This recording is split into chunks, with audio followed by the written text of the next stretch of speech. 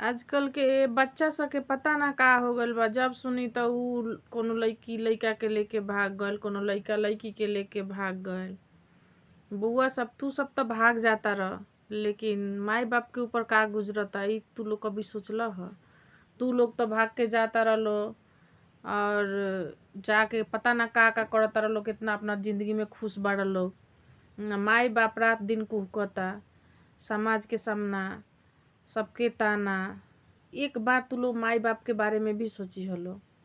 ठीक बा, तहार लोग के शादी ही करे के बा तो माई बाप बानू, माई बाप से कहलो। हम जानता नहीं सन कि माई बाप तो ना कोई चाहे जे कोई दूसर जात बिरादरी से हमार बच्चा शादी करो, लेकिन तुहू उ लायक बनलो, ओ काबिल बनलो कि शायद माई बाप भी हाँ कर देवे।